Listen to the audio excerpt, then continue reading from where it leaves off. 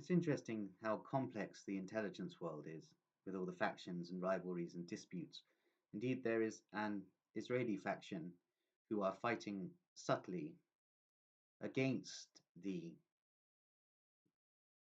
Sabbatean, Rothschild connected bankers and the Frankist networks, though I'm not sure of the eventual outcome, how it would work, this inter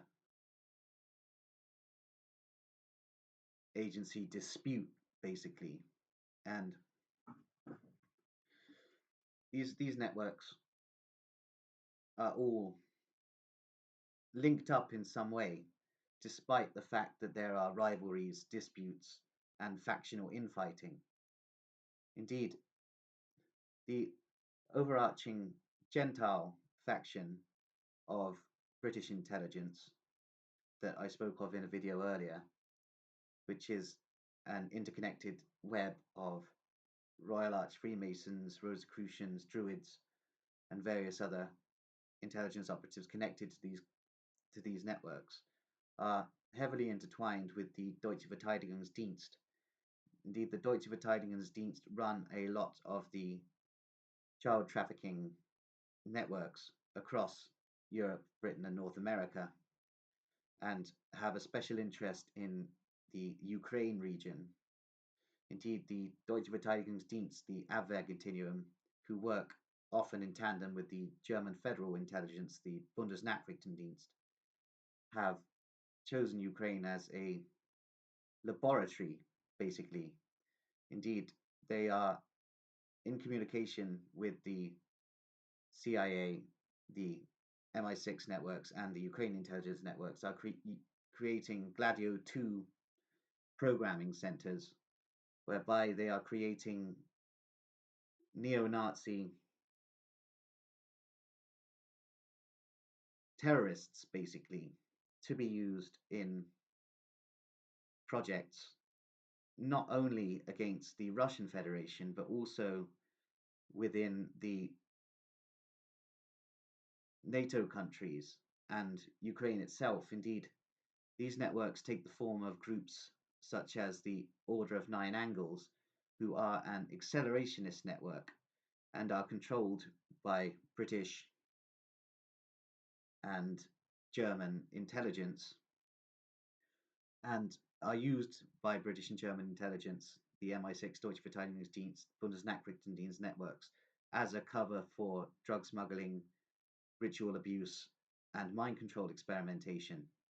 Indeed, the Russian special forces have come across several adrenochrome farms in Ukraine where they have found torture chambers with literally hundreds of malnourished, brainwashed, and programmed, vacant looking miners who are having their blood ejected from them for the consumption by the elite intelligence agency networks. Indeed, the Frankists are very fond of adrenochrome, as they are also fond of eating aborted human fetuses.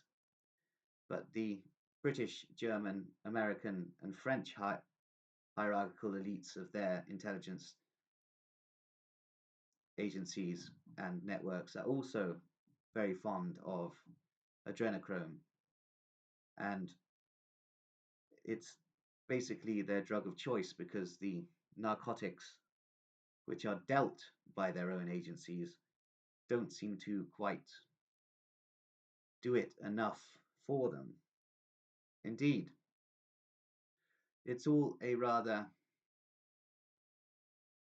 interesting web, and the knowledge is fascinating, but the real machinations of the intelligence agencies are truly despicable. Indeed, French intelligence are basically a network of psychopathic serial killers. They're effectively the equivalent of your Ted Bundy types. And this goes back to a connection between French intelligence and the Corsican mob, which arose in the late 1940s, with the Corsican mob being heavily linked to the Gladio program and shutting down left wing activism in the Marseille area, especially the Marseille docks. And the connection between the French intelligence and the Corsican mob was highly profitable for both entities. Indeed, the French intelligence basically took over the Corsican mob, so the Corsican mob was no longer independent of French intelligence. Indeed, there was later a ongoing dispute and rivalry between the United States intelligence services, especially the CIA, and their particular pet project, the Sicilian mob, and the French intelligence with their project, the Corsican mob. Indeed, with the Vietnam War, the emphasis changed from the heroin trade snake lines of the French intelligence and their Corsican uh, syndicates, and the emphasis went towards the CIA and their Sicilian syndicates. But the British operations were also active, utilizing many Turkish networks and a connection to the Bulgarian Secret Service, which, although under the Eastern Bloc, was thinking in a very capitalistic way, indeed, with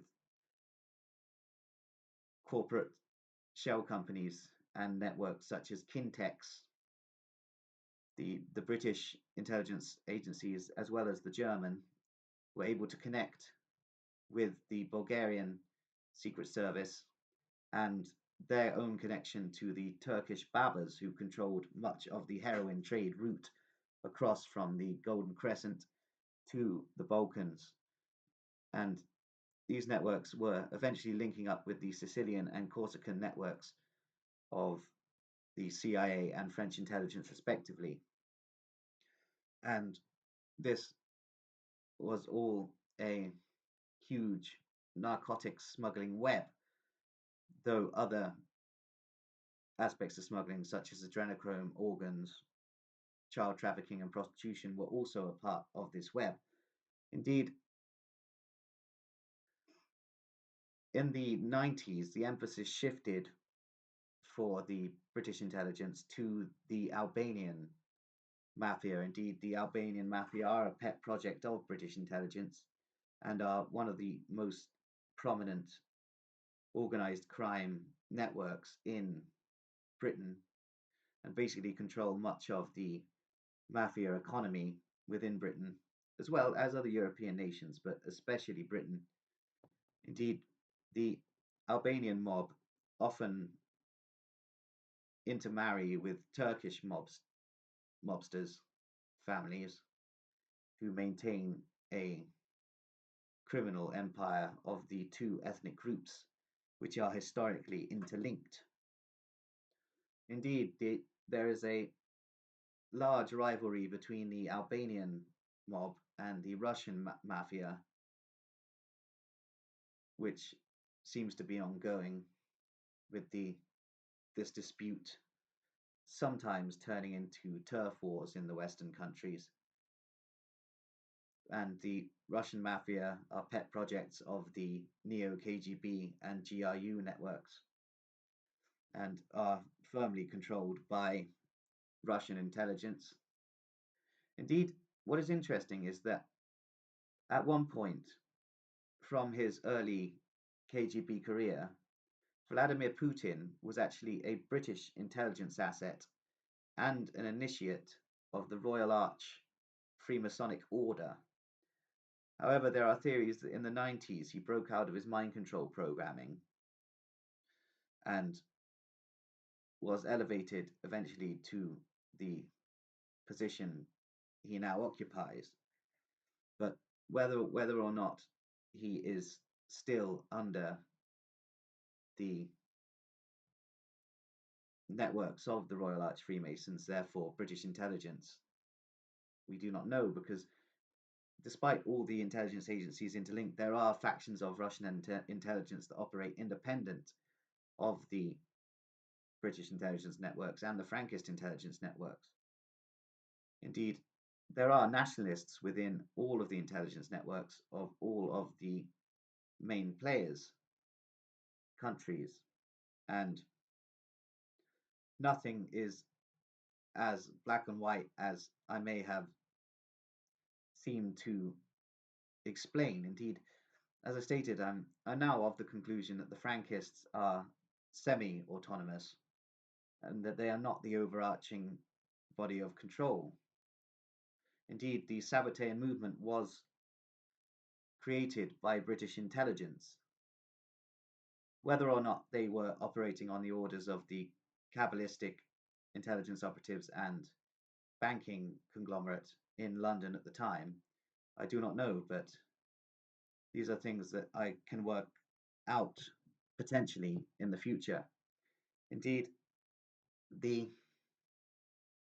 the networks of French intelligence are heavily interlinked to the Deutsche Verteidigungsdienst. Indeed, there is a Franco-German overarching operation, and this is in alignment with the cocaine trade being run across mainland Europe by Spanish intelligence, who are themselves an appendage of the Franco-German consortium of intelligence and corporate networks. Indeed, in Italy, we have seen the prominence of the P2 Masonic networks, who are, I believe, themselves an appendage of British intelligence more than anything else, despite having many links to the Central Intelligence Agency, which personally I believe is an appendage of British intelligence also. But the P2 Lodge seems to come under the dominion of British intelligence networks and generally oversees much of the intelligence activity and Gladio operations in Italy and Europe as a whole. Indeed, the P2 Lodge has further morphed into P3, P4, and P5. Indeed, the current Pope, Robert Prevost, Pope Leo XIV, is heavily connected to the P3 Masonic lodges in South America. Despite him having a US citizenship, he has a lot of connections to Peru and is part of the P3 networks there, which is part of the wider Gladio intelligence program.